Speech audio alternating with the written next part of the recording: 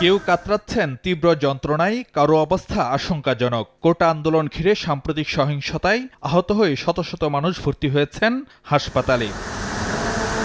আহতদের শারীরিক অবস্থা আর চিকিৎসার খোঁজখবর নিতে শুক্রবার বিকেলে ঢাকা মেডিকেল কলেজ হাসপাতালে যান প্রধানমন্ত্রী শেখ হাসিনা।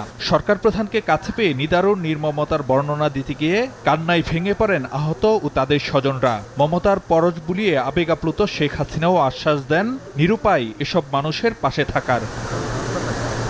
পরে গণমাধ্যমের মুখোমুখি হয়ে প্রধানমন্ত্রী জানান, দলমতের ঊর্ধ্বে কেবল আহতদের চিকিৎসাই নয়, পরবর্তীতে কর্মসংস্থানেরও ভার নেবে সরকার। এই যে সন্ত্রাস, জঙ্গি এবং মানুষের হত্যা, এটা সম্পূর্ণ জঙ্গি কাজ। চিকিৎসার যেখানে মানুষের সেবা, সেখানেও আঘাত হানা, এর থেকে জঘন্য কাজ আর কিছু হয় না। চিকিৎসার জন্য যা যা প্রয়োজন সরকার করে যাচ্ছে এবং করবে। চিকিৎসা শেষে তাদেরকে অন্তত তাদের আয় রুজির ব্যবস্থা যাতে হয়, সেটাও আমরা করব। নগদের কাছে সব গ্রাহকই প্রিয়, তাই তো সারা দেশে ক্যাশ আউট চার্জ সবচেয়ে কম। কাজে আমি মানুষকে মানুষ হিসেবে দেখি। এখানে দল মত নির্বিশেষে সকলের জন্যই আমি কাজ করি। আমি তো জানি মানুষের হারানোর বেদনা কি, আমার থেকে আর কেউ বেশি চায় না।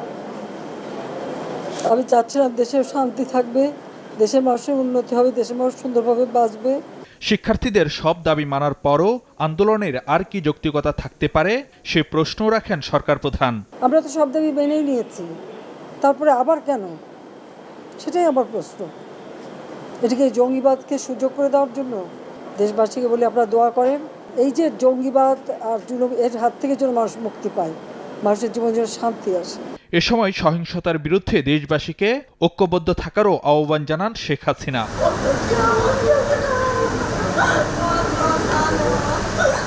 ফারুক ভিয়া, রবিন, সময় সংবাদ, ঢাকা।